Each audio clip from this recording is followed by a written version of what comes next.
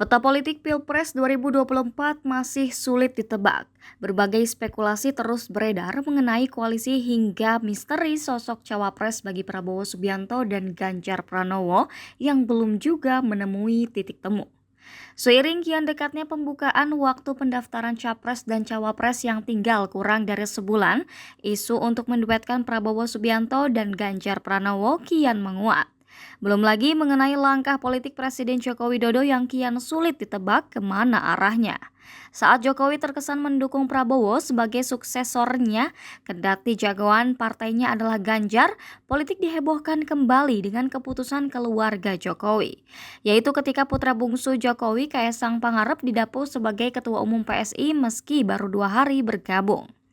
Soal opsi menyatukan Prabowo dan Ganjar sehingga Pilpres 2024 hanya menyisakan 2 poros atau tepatnya antara pendukung pemerintah dan antitesanya adalah sosok Anies Baswedan dan Muhaimin Iskandar, berbagai komentar bermunculan. Ada yang optimis bisa terwujud untuk mengunci kemenangan, tapi tak sedikit yang pesimis hal itu bisa terwujud. Pengamat politik sekaligus Direktur Eksekutif Foxpol Center Research dan Consulting, Pangi Syarwi Caniago, adalah salah satu yang menganggap duet tersebut hanyalah ilusi semata.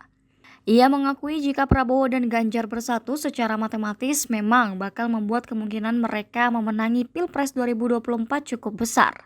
Tapi sayangnya opsi itu dirasa mustahil untuk diwujudkan. Permasalahannya karena dua nama itu, baik Ganjar dan Prabowo, sama-sama dipasang sebagai capres oleh partainya masing-masing. Menurut Pangi, tarik-tarikan soal siapa yang akan menjadi capres adalah persoalan rumit dan pelik lantaran akan berkaitan secara langsung dengan elektabilitas partai di tengah proses pemilu yang dilakukan secara serentak.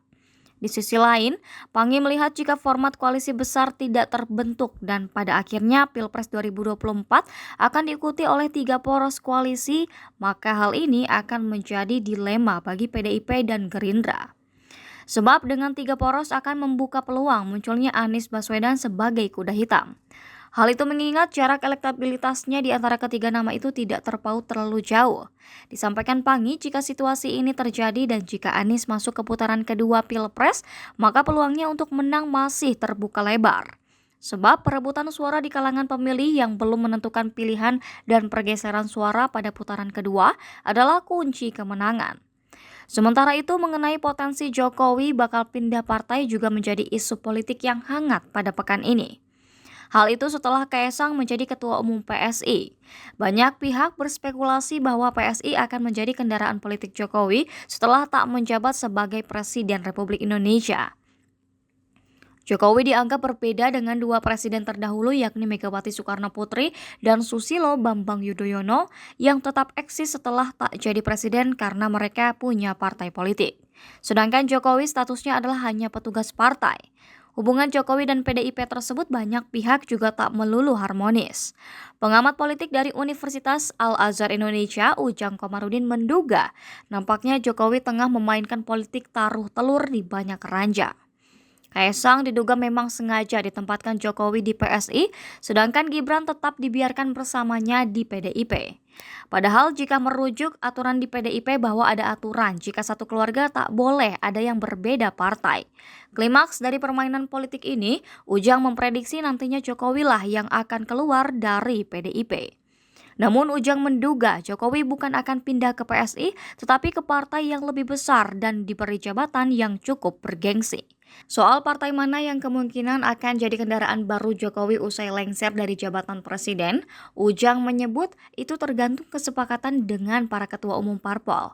Sebab Jokowi juga pernah dirumorkan untuk bergabung ke beberapa parpol dan akan diberikan jabatan ketua umum mulai dari Golkar, Gerindra hingga Nasdem.